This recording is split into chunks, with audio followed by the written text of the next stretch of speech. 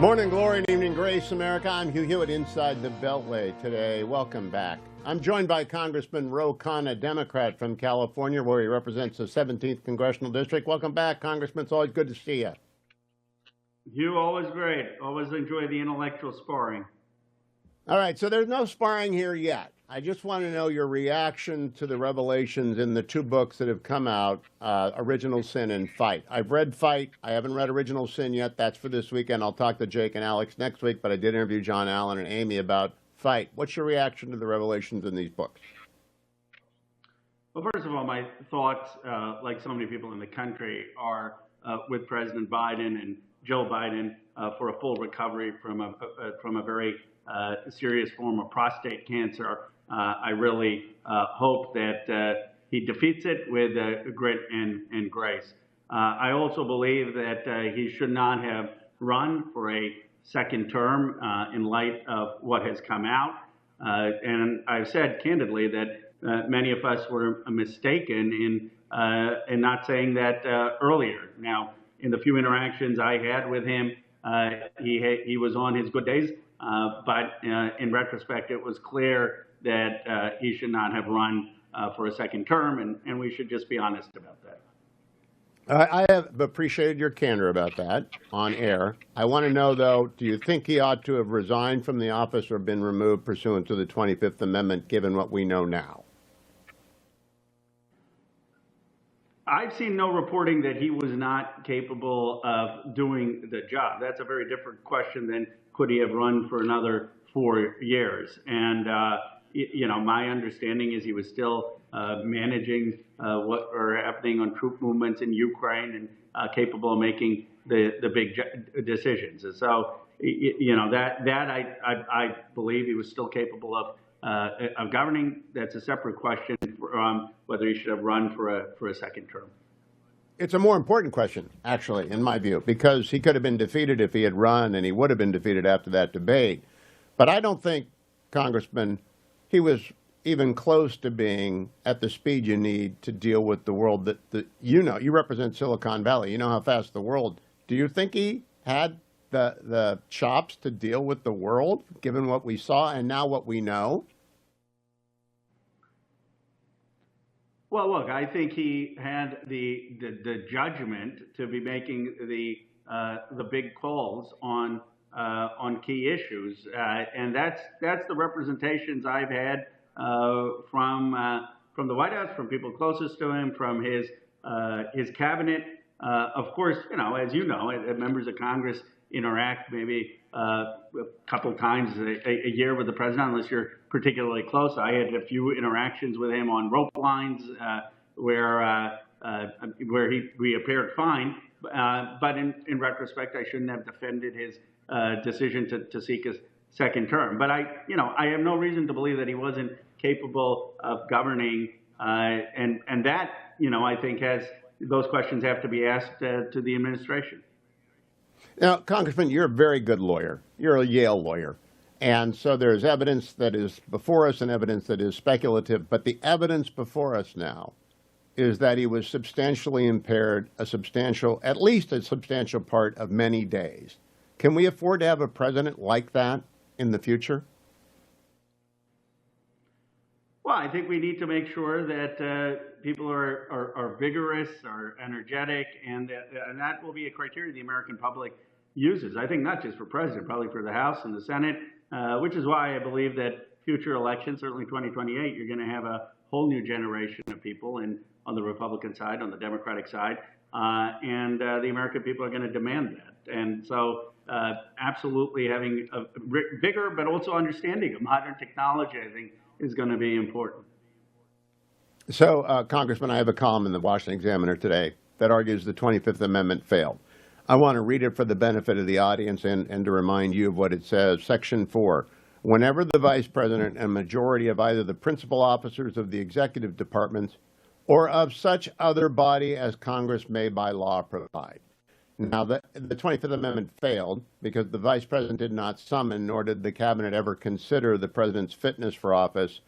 Do you think it is incumbent on you and other members of Congress to take the authority provided by the 25th Amendment or other such body as Congress may by law provide, and establish some other mechanism for judging a president's capacity to continue in office?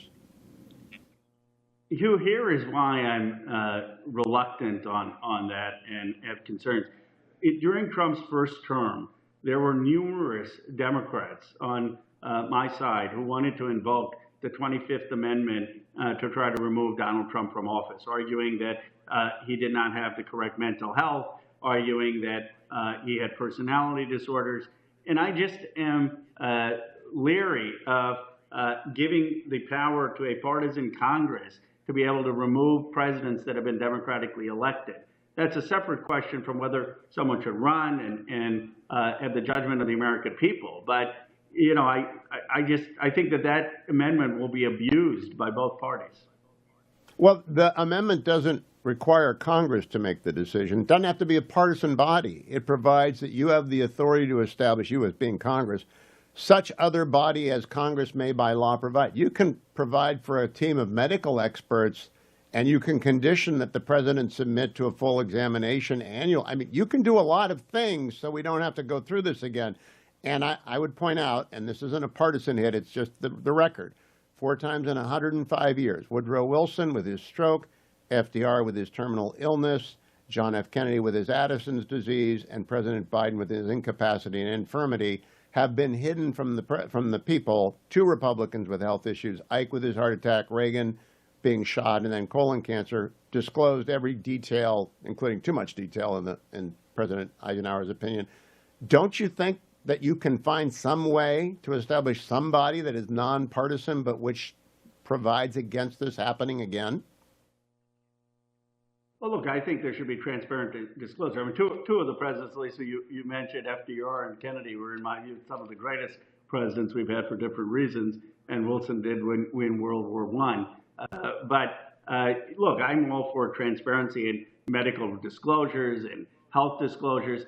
And my understanding on the 25th Amendment is it ultimately still requires a 2/3 vote of Congress, if I'm remembering it correctly, to actually have the removal. I thought it was half the cabinet and 2/3 of Congress, but correct me if I'm wrong on that. I don't want a body right now. If you gave that power to a Democratic Congress, if we won, you'd have people on my side saying have Donald Trump submit to mental health tests and emotional tests. And I guess I'm just very concerned if you give experts this power to remove presidents by saying that they were depressed or didn't have mental health. I mean, Lincoln, as you know, had suffered from bouts of depression. Imagine if there was a modern day medical panel of experts saying, well, he has depression. Can he really govern?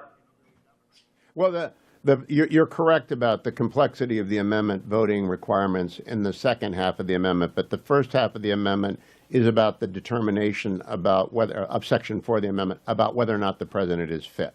And I'm pointing out that we have a structural failure here. And it sounds to me like you don't want to say that we had a structural failure here. Is that correct, Congressman? I'm saying that I don't believe that it should have been invoked under Joe Biden from the evidence that I have. But I think more broadly, we should be very careful about empowering experts to pronounce on presidents who've been democratically elected by millions of voters and trying to put them out of office. I believe actually it would be more weaponized by our side, even than your side, by subjecting Republican presidents who we disagree with to mental health tests and tests about their emotional well-being. And I'm not sure we want that. I trust the American people. Now, can we have laws about the disclosure? Absolutely. Transparency, yes. Get the information out.